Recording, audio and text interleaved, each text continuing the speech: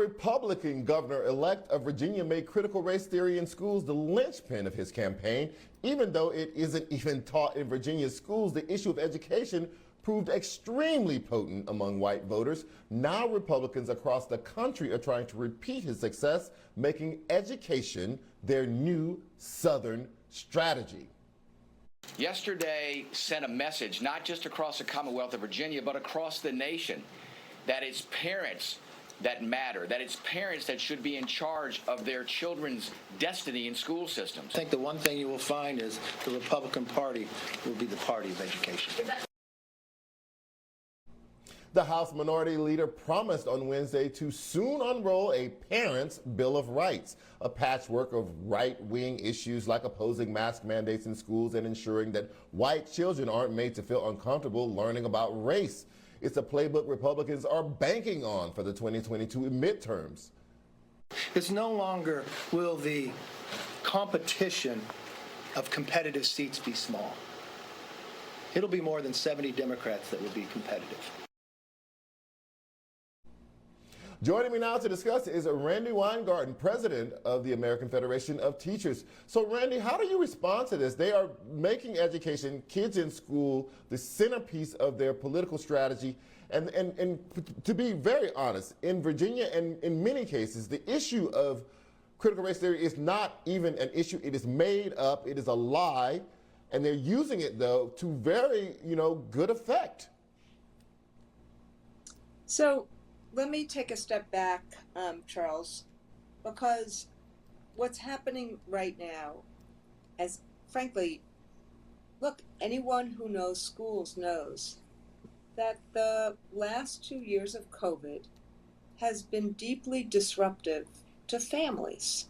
And, that is really, there's a lot of other issues that happened in Virginia, including the fact that the Dems were bickering in Washington. They didn't get something done. That jobs report that happened today, it would have been good if it happened a couple of weeks ago.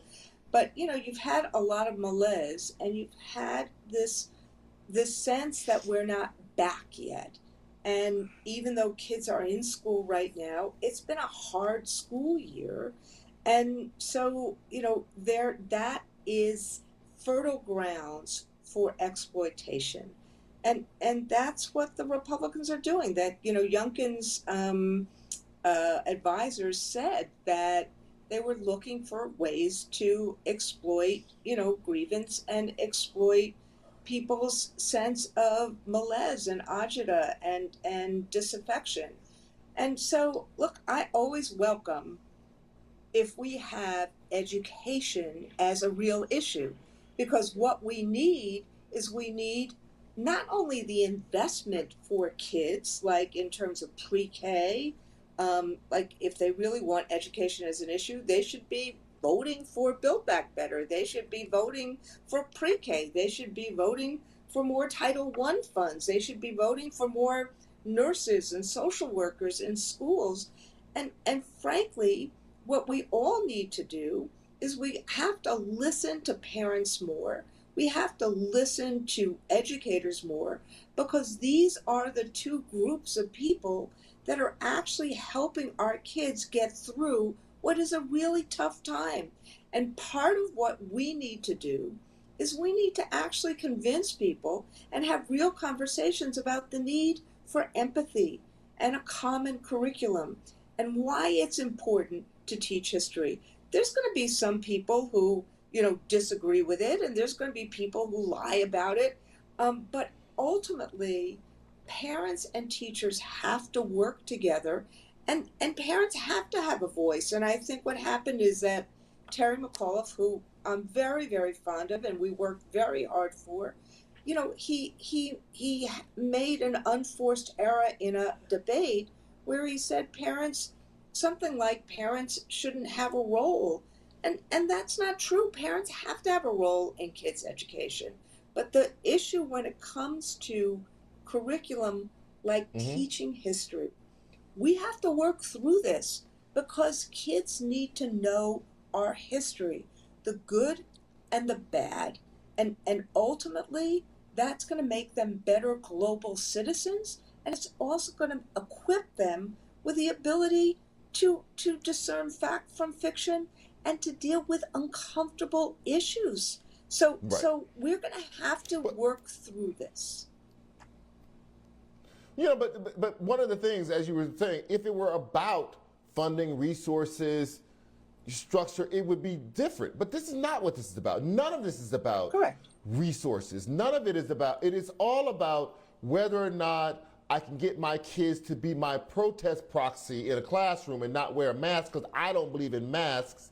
And that's partly because of a political reason, right? And the other part is about what particular books I will allow my children to read, what particular parts of a curriculum I will allow my children to take part in or learn from, because I don't agree with that as a political issue, not as a strictly educational issue, whether or not that is the history of the country or not. So how do we jolt out of that, and how do we protect teachers and children from the parents who are being poisoned? I know that parents should have a voice, but parents are being hijacked in this, and they're showing up and being hostile to people at school board meetings. They're showing up and being hostile to teachers. And the teachers don't feel like they don't know where they stand in many cases, because some of these laws say it's against the law to do some of these things. They don't know what to do. It's a very dangerous situation right now, Charles. I don't want to sugarcoat this. The situation we're in right now is very, very fraught. But let me just go back and look at the school board elections. When there was a trust that a school board, an incumbent school board member was working in the best interest of, the kids, communities, teachers, parents, those folks won their reelection.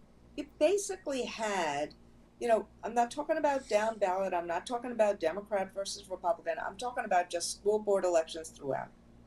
You basically have it come down in local areas to trust and working together. We have a problem in America because one political party is operating on a big lie, and they are trying to disconnect the empathy that people have to feel for each other. They have to walk in each other's shoes. It's part of what we teach children. So I'm not sugarcoating this, but what I'm suggesting is the way to move through it is to actually move through it.